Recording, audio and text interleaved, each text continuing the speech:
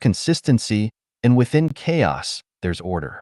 We can perceive the constancy and order in the cosmic life drama through the three verses of Shinshio, Huaneng, and Deiform Buddha. Shinshio. The body is a Bodhi tree, the mind a clear mirror standing. At all times diligently wipe it clean and let no dust alight. Huaneng. Bodhi is not a tree, and the clear mirror is nowhere to stand. Fundamentally, there is not a single thing. Where could dust arise? Deiform Buddha. Our heart, mind, can perceive the material world, Bodhi tree, and our soul, consciousness, is like a bright mirror which can observe how the heart responds to all kinds of phenomena. When reaching a state of enlightening and perceiving the intrinsic nature of life, consciousness can create millions of things and phenomena by itself. Thus it transcends all dust on the mirror and reaches the other shore of true freedom. The Bodhi tree and the mirror stand represent constancy and order, while dust represents change and chaos. Shinshio warns against attracting dust. Huaneng suggests that neither constancy nor order exists, nor does change or chaos, while Deiform Buddha says that by rooting consciousness in constancy and order, one can transcend change and chaos. What is constancy and order? The way of the greatest creator is both constancy and order. It is eternal, unchanging laws and principles. Adhering to constancy and order, one can transcend dust, no longer perplexed by the vicissitudes of society and nature. The way of the greatest creator is the way of nature.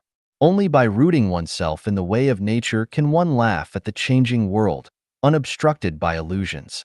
Hence, one can navigate gracefully through the vast transformations of chaos, freely, without being swayed by appearances, continually ascending toward the eternal realm of immortality. 大事由天，小事由人. Great matters are decided by fate. Small matters are decided by people. Xiefeng. November 13, 2023. Translation edited by Qinyu. The folk saying goes, at 3, you can predict how they'll be in old age. At 7, character is set for life. Despite the importance of upbringing and education, a person's future is fundamentally shaped at birth. While efforts post-birth are crucial, a duckling can never transform into a swan no matter how hard it tries, just as a cabbage can never become a peony no matter the effort. During my time as a high school class teacher, I observed a phenomenon. After a semester of observing nearly 60 students, I had a basic understanding of each student's future, those who might attend college, those who might join technical schools, those who might only graduate from high school and engage in manual labor, and even those who might take to criminal activities. Though I didn't conduct follow-ups, I knew that the probabilities of development rarely deviated from my assessments. Great matters are decided by fate, small matters are decided by people, and a person's life is mostly predetermined from birth. Those familiar with fortune-telling through birth dates know that a person's fortune, happiness, longevity, and misfortune are determined at birth. Changing or altering them is nearly impossible. While Liao Fan's 4 lessons tells us that people can alter their predetermined fate through certain means, such occurrences are rare, and for most, fate remains unchangeable. Understanding this truth holds several uses for us. If you encounter misfortune, do not regret or resent it, for it was bound to happen, just like death is inevitable. Dwelling on it is unnecessary. If you achieve success, do not become arrogant or boastful, for it's not entirely your doing but a plot already scripted by fate. Don't imitate or learn from anyone. No matter how hard a crow tries to imitate a parrot, it cannot replicate the parrot's grace and voice. Be yourself. Don't harbor wild ambitions.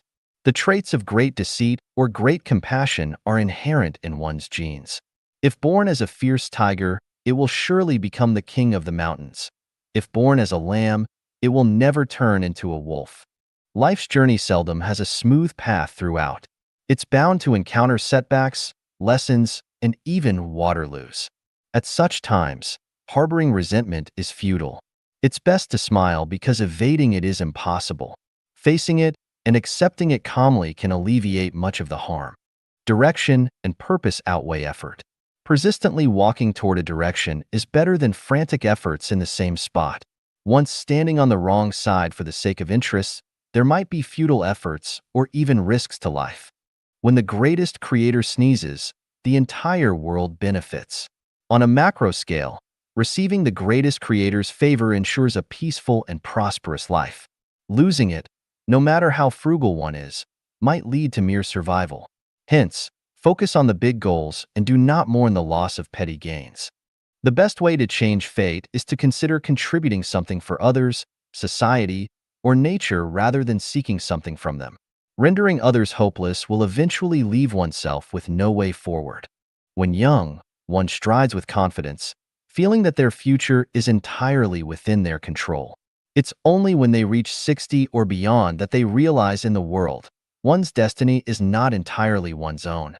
The things they want to do become impossible, and the things they do not want to do must be done every day. Often, it's not that one desires to fall into decadence or idleness, but rather the surroundings and people force them into such a situation. Eventually, they understand that great matters are decided by fate, not by individuals. Small matters are under our control. Whether to utter a cold remark, what to have for lunch, rice or steamed buns, decides on our own, although sometimes it feels like we cannot decide. Choosing the information to explore on WeChat or YouTube, deciding whether to shower in the morning or at night. All these minor decisions are in our hands. We must take charge of and decide on all these little things ourselves, without passing the responsibility to fate. Never underestimate the significance of small matters. Sometimes, even a single spoken sentence can alter the trajectory of destiny. A careless remark may lead to a downfall, while a well-chosen one can brighten the darkest moments. 到底做自己对还是放弃做自己对? Should one adhere to being oneself or give up being oneself? Xiefeng, November 15, 2023. Translation edited by Qin Yu. On March 24, 2021, I wrote an article titled, "Giving Up Being Oneself is the Superior Way of Cultivation," explicitly stating to give up being oneself. On November 13, 2023, I wrote another article titled, "Great Matters Are Decided by Fate. Small Matters Are Decided by People," clearly stating to just be yourself. So, should one be oneself or give up being oneself? Which viewpoint is correct? First, let's examine whether the viewpoint of being oneself is correct. My logical reasoning is, each species can only be itself because it cannot transcend its own kind. For instance, a crow wanting to become a parrot, a sheep wanting to become a wolf, or a fly wanting to become a bee. All these desires are unattainable. No matter how hard they try, wanting to become another species is impossible. Therefore, just be oneself. Even within the same species, such as ants or bees, the ant queen and the bee queen are predetermined. Ordinary ants or bees aspiring to be queens, despite their learning and efforts, is also impossible. So, one can only be oneself. Similarly, among humans, some are naturally gifted while others are not. Some have melodious voices while others do not. Some are born into privilege while others struggle from birth. Some are handsome, and some have a more modest appearance. Each person is unique. No matter how hard one tries to imitate others, they cannot become someone else. Similarly, in business, doing the same thing in the same era can result in profits for some and losses for others. Learning and effort are crucial, but one should never plagiarize or imitate others. This viewpoint, is it wrong? Now, let's examine whether the viewpoint of giving up being oneself is incorrect. I directly brought over the main content from "Giving Up Being Oneself is the Superior Way of Cultivation" for everyone to contemplate. Christ Jesus taught us, "If any want to become my followers, let them deny themselves and take up their cross and follow me. For whoever wants to save their life will lose it, but whoever loses their life for me will save it." Buddha Shakyamuni taught us, "If a bodhisattva thoroughly understands the dharma of no self, he is a true bodhisattva." Celestial Laozi taught us, "Is what we value and what we fear within ourselves. We have fears because we have a self. When we do not regard that self as a self, what have we to fear? Therefore, he who values the world as his self may then be entrusted with the government of the world. And if he who loves the world as his self, the world may then be entrusted to his care. Only by being unselfish can one fulfill one's wishes, and only by being selfless can one accomplish himself. How does it feel? Isn't the viewpoint of giving up being oneself correct? Given that being oneself is right and giving up being oneself is also correct, it creates complete contradiction, leaving one unsure. Hold on, let's understand it this way. Telling a 5-year-old child, go play, and letting them freely play is appropriate, right? However, if we tell a 30-year-old adult or an 80-year-old elderly person, go play, would that be suitable? Certainly not. Likewise, telling an ordinary person, be yourself, do not fantasize about being someone else, is correct. But for a wise person, aware of transcending worldly desires and aspiring for heaven, instructing them to give up being oneself and wholeheartedly following the teachings of gods and saints, adhering to heavenly standards without becoming fixated personal insights. Isn't this right approach?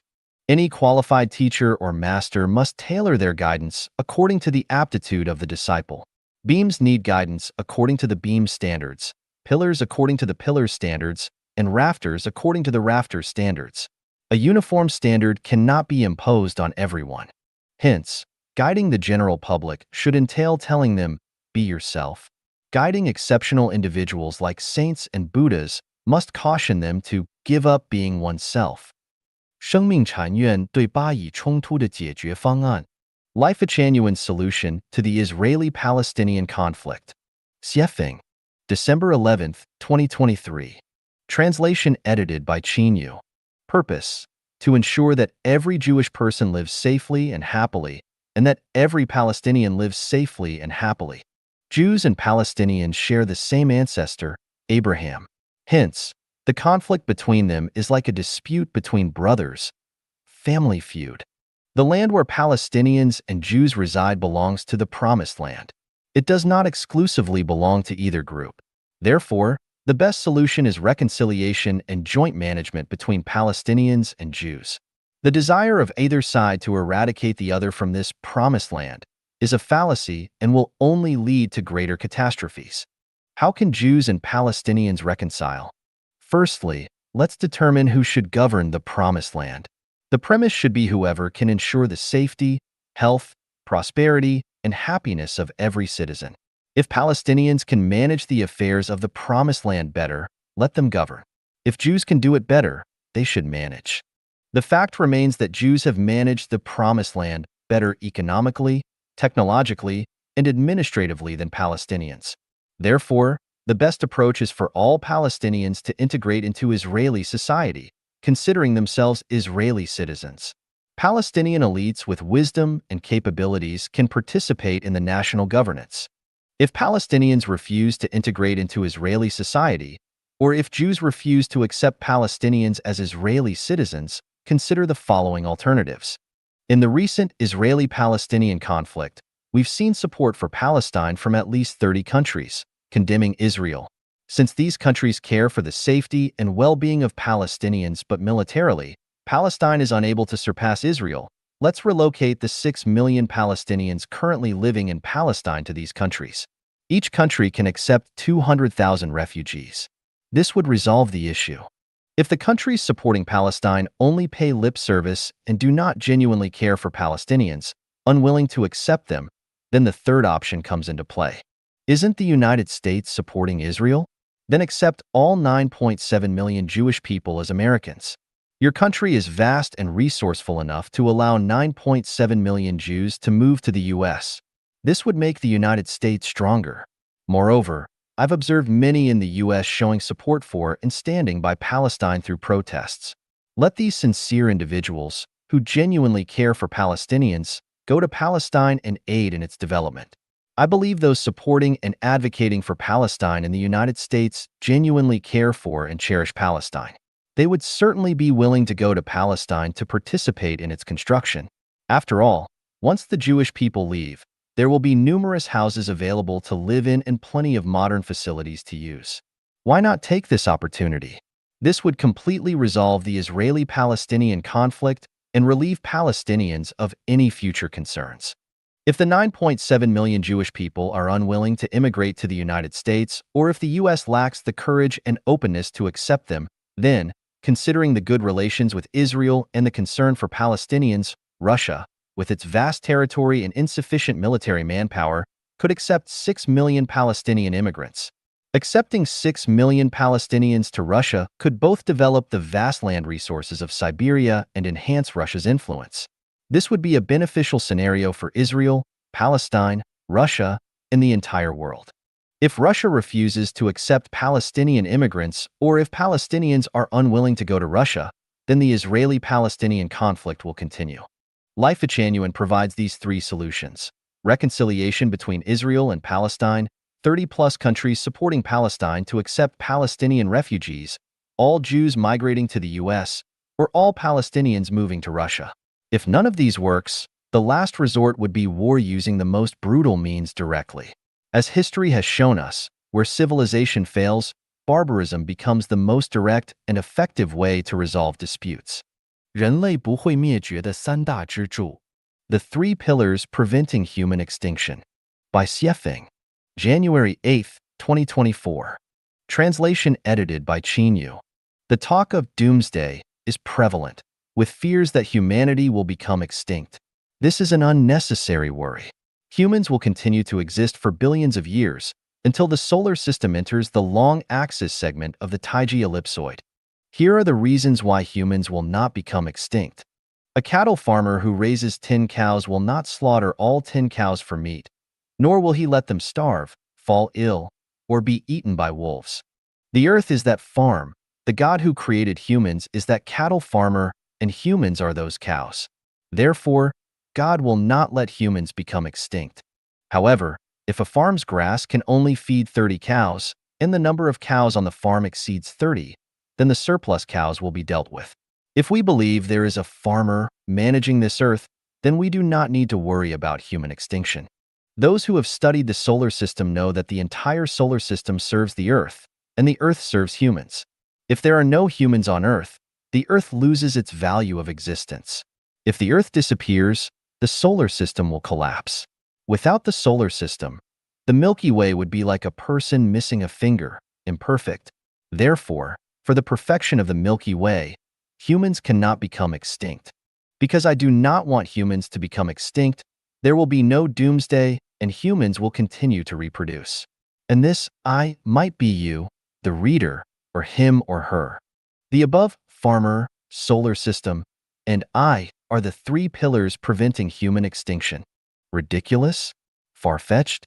Nonsense? You can have 10,000 reasons to question or overthrow my three pillars theory with factual, scientific, philosophical, and logical reasoning. But what I want to say is that my simple words are talking about the most profound laws and rules of the universe. The future of humanity is beautiful. In another 20 years, everyone will live a happy, joyful, free, and blissful life in a paradise isolated from the world. 人需要终生学习和接受教育. The necessity of lifelong learning and education. Xiefeng. January 13, 2024. Translation edited by Qinyu. Do people need to continue learning and receiving education when they reach the age of 80? The answer is affirmative. Because the journey of life is still long. At 80 years old, one is still just a child. Because learning and receiving education are the primary factors leading to maturity and a better future. Once one stops learning and receiving education, the trajectory of one's life becomes fixed, and one's troubles, pains, and resentments will continue. Therefore, as long as one is alive and the mind is clear, one should not stop learning and receiving education. If one knows that they are going to die in the afternoon, should they learn and receive education in the morning? The answer is also affirmative. If in the morning I were to gain knowledge of the correct path in life, I would be able to die at sunset without regret. If the morning's learning and education can make the confusion of one's life suddenly clear, one will not be attached to the world and will leave the world peacefully. Leaving peacefully will open the door to a better future. Looking back on my life, if I am not creating, I am learning and receiving education. Creation brings me joy. Learning and receiving education make me understand the truth and also make me open-minded. Doing nothing and pure enjoyment actually leave me with regret and pain. Only creation, learning, and receiving education make my life full of joy and satisfaction. What should we learn? In adolescence, learn knowledge. in youth, learn skills. After middle age, learn philosophy. In old age, learn Tao. Why should we receive education? Because of ignorance, or we are not omniscient and omnipotent? From my cognition, even the presidents of various countries in the world today, billionaires, scholars, and professors, none of them are perfect, and none of them understand life and life. As for the general public, there is even more lack of knowledge, and their non-material structure of life is too defective, which will not only lead to their own unhappy future, but also lead to disharmony and disasters in nature. I also found a problem, that is, 98% of people did not receive good education from their parents when they were young, and they can be said to be underdeveloped. The reason is that one is that parents neglect to educate and guide their children, and the other is that the parents' own outlook on life, values, outlook on life, and worldview have problems. Parents are like molds, and the products poured out of defective molds will be branded with the defects of the molds. If you didn't establish a correct outlook on life, values, outlook on life, and worldview when you were young, you will be affected by it for the rest of your life. Apart from the influence of innate factors, the education and guidance received when one was young is very important. Many people's willfulness, stubbornness, short-sightedness, narrow-mindedness, and selfishness are caused by the cultural environment when they were young, and that kind of character is difficult to correct for a lifetime. There is also a very serious problem, that is, almost all the knowledge taught in primary schools, middle schools, and universities around the world is how to survive, lacking the teaching of knowledge about being a person and the relationship between people and nature. Even if some countries' school education includes some knowledge about being a person and the relationship between people and nature, it is still not comprehensive, even one-sided. Who will implement education and guidance? Parents, kindergarten, primary, middle, and university school teachers are the most critical factors. Craftsmen and masters and virtuous people in all walks of life, saints among human beings should all participate in education and guidance. Undoubtedly, these people have their own subjectivity and one-sidedness, so they cannot make the educated person sublimate in all aspects of body, mind, and spirit. Therefore, the ultimate education and guidance still have to rely on the gospel in the New Testament of the Bible, the Diamond Sutra, and the Tao Te Ching. In short, life is not easy, and one should use a lifetime to learn and receive education. 如何让人生简单点、轻松点? How to simplify and lighten life. Xiefeng, January 13th, 2024. Translation edited by Qinyu. The following are merely my personal views, for reference only. Wearing a 3 yuan electronic watch versus a 30,000 yuan mechanical watch, which one simplifies and lightens life? Obviously, since the purpose of wearing a watch is to keep track of time, and since the time displayed by a 3 yuan electronic watch and a 30,000 yuan mechanical watch is the same, why spend 30,000 yuan to wear a mechanical watch? Carrying a 97 yuan bag or 970,000 yuan Hermes bag? If you want to carry a 970,000 yuan Hermes bag, can life be simple and relaxed? The most expensive necklace in the world costs 95 million yuan. If you want to wear it, will your life be simple and relaxed? Can't you live without wearing a necklace? Why wear a necklace? Isn't it beautiful without a necklace? The above 3 points tell us that once a person seeks vanity, life cannot be simple and relaxed. There is a director who, in order to maintain his position and for the sake of promotion, what will he do? Flattering and fawning over superiors is inevitable. Intrigue among peers is inevitable. Fooling subordinates is inevitable. Can his life be simple and relaxed? There is a rich man who has a family treasure, has millions of dollars in the bank, and also runs a factory with thousands of employees. Compared with an ordinary teacher or doctor, is his life simple and relaxed? Or is the life of a teacher or doctor simple and relaxed? There is a moral celebrity who is praised by society for his harmonious marriage and happy family.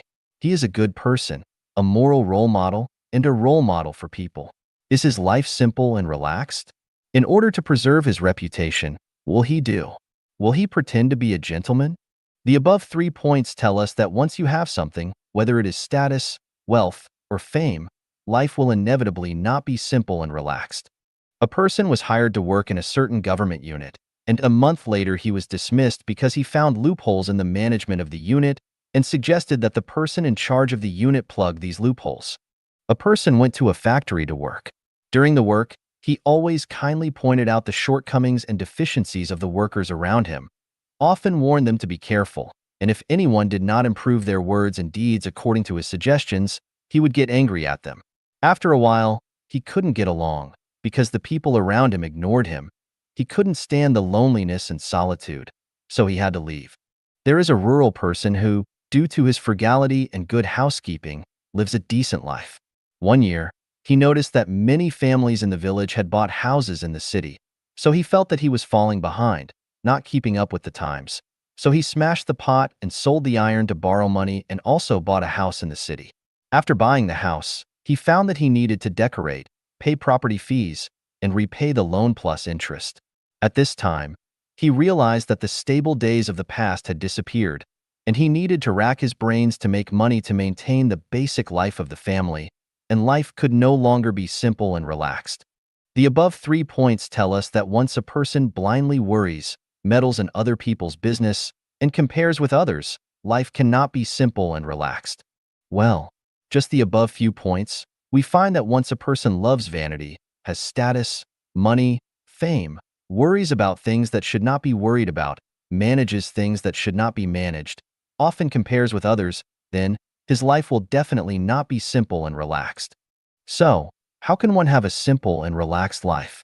Give up vanity. Everything is based on practicality and usefulness. Live an ordinary day. Do not seek status, power, money, fame. Do not compare with others. Do everything within your ability. Don't worry about things that shouldn't be worried about. Don't manage things that shouldn't be managed. Don't think you're always right and argue with others. Do not participate in gambling, stock trading, financial management, and other speculative businesses. Everything has a price. Don't want to take any advantage. Don't try to fool anyone with your cleverness. Although simply following the above suggestions may not necessarily lead to a completely simple and relaxed life, at least it will bypass some dangerous beaches and traps and make one's life simpler, more relaxed, and more comfortable. 精神贵族才是人类的希望所在. Spiritual aristocrats are the hope of humanity. Xiefeng, January 15, 2024. Translation edited by Qin Yu. Firstly, the aristocrats discussed in this article are not those defined in the traditional sense or in dictionaries who inherit titles, possess a large amount of wealth and power, and enjoy different rights from ordinary people under the law. Instead, they refer to those who are noble in spirit, rich in soul, not manipulated by the power, capital, cultural customs, and trends of the real world, independent, noble in character, and elegant. When we observe human society, more than 95% of people are swept away by power, money, customs, and trends. That is to say, as long as people worship and pursue power and status, chase material wealth, follow the rules and regulations of traditional customs and rules, and chase the tide of the times, then they are vulgar people, and their personality cannot rise to the temperament and realm of aristocrats. In the traditional definition, the opposite of an aristocrat is a commoner. In my understanding, the opposite of an aristocrat is a beggar. The reason why an aristocrat is that he has no demands on the outside world, no flattery, no fawning, no bribery, no kneeling, no compromise, no expectations, no confrontation. The reason why a beggar is that he has demands on the outside world. As long as there are demands, he is a beggar. For example, a rich man. If he has demands on government officials, this rich man is a beggar. A president. If he has demands on the people, this president is a beggar. For example, an entrepreneur can apply for a loan from a bank through regular procedures, but if he obtains a loan by bribing or winning over bank employees, then this entrepreneur is also a beggar. A university professor. If he bows and scrapes to the principal or the board of directors in order to keep his job or get promoted, then this university professor is a beggar. No matter who it is, as long as one has demands on the outside world, has expectations, and tramples on one's own dignity, personality, freedom, and independence, then he is a thorough beggar. Why do I say that Chanyuan Celestials should all be spiritual aristocrats? Because in the 20 years since the birth of the life of Chanyuan, we only walked the way of the greatest creator and the path of Chanyuan. We do not rely on others for survival. We never bribe those with power and influence. We do not envy power and status. We do not care for luxury cars, luxury houses, yachts, luxury goods. We do not chase gold, silver, jewelry, and material capital. We treat presidents, rich people, celebrities, masters equally. We only rely on our own diligence and wisdom to seek survival, rather than relying on fawning, flattering, bowing and scraping, compromising. Seeking survival even more will not rely on speculation, violation of the law and crime, and harm to life, harm to others, harm to society to seek survival. If you want to suppress us to make us submit, there is no door. If you want to threaten and tempt us to conquer us, there is no door. If you want to buy us with money, there is no door. If you want to force us to submit through various restrictions and blockades, there is no door. Even within the life of Chanuan, no one should impose his will on others, even if it is a tour guide.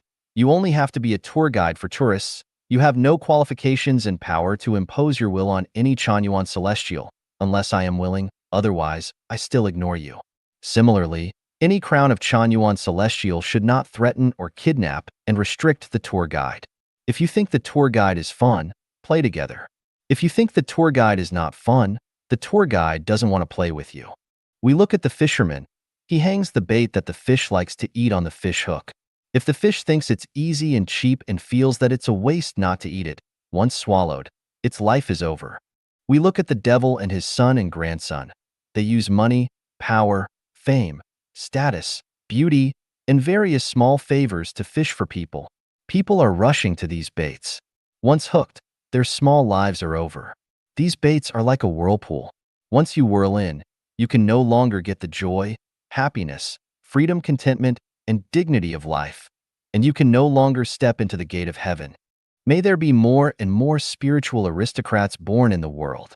The history of mankind for thousands of years tells us that material aristocrats and power aristocrats will not bring freedom, peace, dignity, and happiness to mankind. Only spiritual aristocrats are the hope of mankind. 格局和境界发源于理想. Patterns and realms originate from ideals. Xiefeng, January 16, 2024. Translation edited by Qinyu. The grandeur of one's ideals determines the breadth of one's patterns and the depth of one's realms. The ideal of U.S. President Donald Trump was to make America great again. The ideal of the former Japanese Prime Minister Kono Fumimaro was to establish the Greater East Asia Co-Prosperity Sphere. Hitler's ideal was, I want to stand at the highest point in the world and shout to all the people in the world, attention. Here, we first put aside the personal qualities and the harm their ideals have caused to humanity and only talk about the role their ideals have played for them personally. The reason why Trump became the President of the United States is not because his ideal is to marry 10 more wives and have 100 more children, but to make America great again. Hitler's ideal is not to become a billionaire and glorify his ancestors, but to become a world leader. His ideal made Hitler. There is a joke that says Thief A is studying fashion, and Thief B asks, are you going to buy fashion? Thief A says, I'm studying where the pockets of the fashion are. Studying the location of the pockets of clothes is for stealing wallets.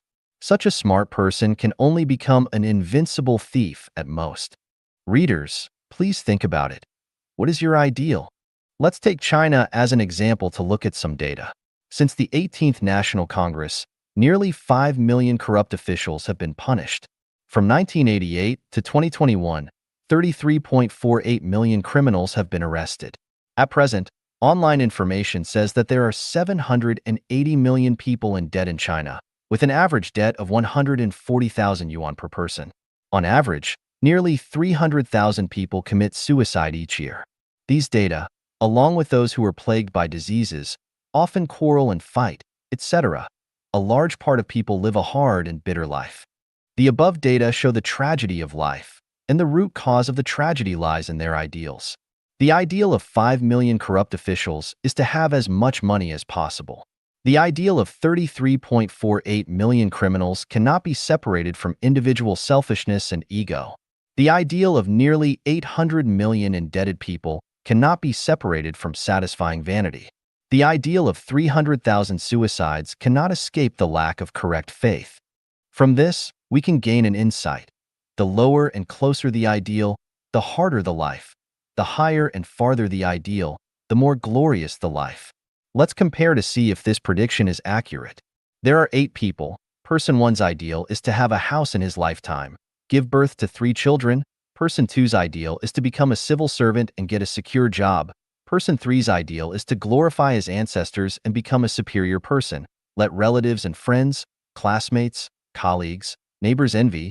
Person 4's ideal is to open a shop with a monthly income of 20,000 yuan. Person 5's ideal is to run a listed company, famous all over the world. Person 6's ideal is to be president. Person 7's ideal is to become a Buddha. Person 8's ideal is to let everyone live a happy, joyful, free, and blessed life. From the life ideals of the above 8 people, we can basically draw a conclusion that the grander the ideal, the more fulfilling the life, and the ideal determines a person's achievement. We can also draw a conclusion that the probability of person 3 and person 5 turning to crime is relatively high, while the probability of person 7 and person 8 being corrupt and committing crimes is almost zero, and the possibility of person 6 becoming Hitler is relatively large. At present, this era is an era of money, capital, and power operation. People have basically given up their ideals. As long as they talk about ideals, people generally think that it is a void thing. Because people no longer talk about ideals, there are contradictions, conflicts, and confrontations everywhere.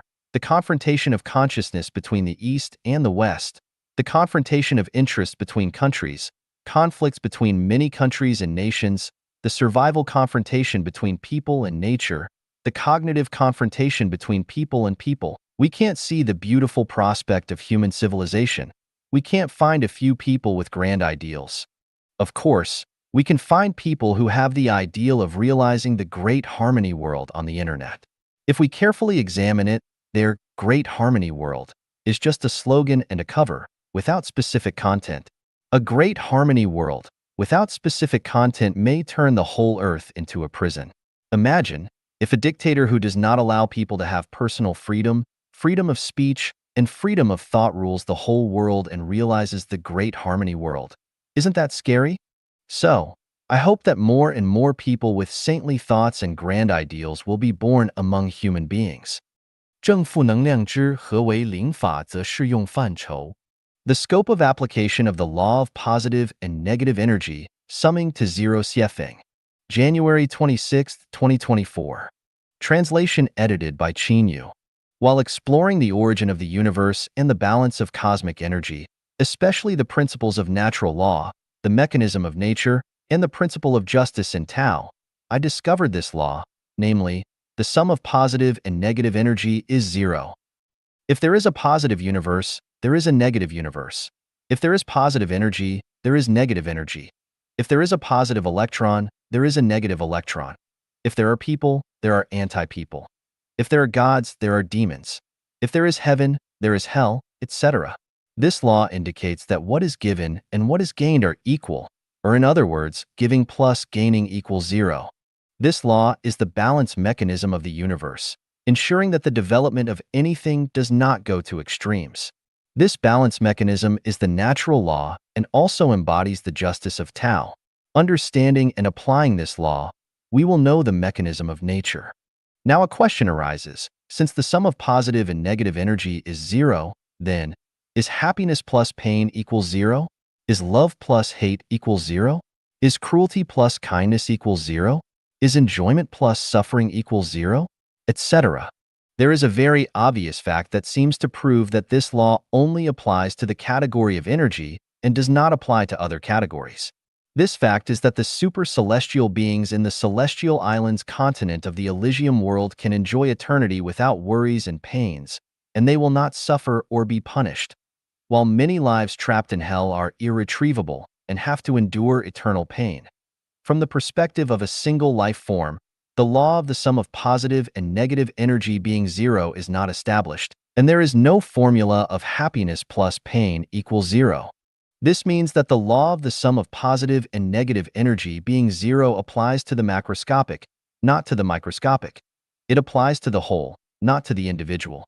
Is this really the case? Let some life or lives enjoy a good life forever for no reason.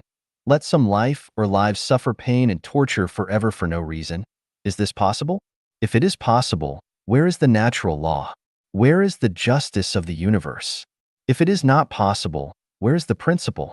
Is it necessary to go through suffering and torture to enjoy a good and happy life? Do you have to endure hardship before you can go to heaven?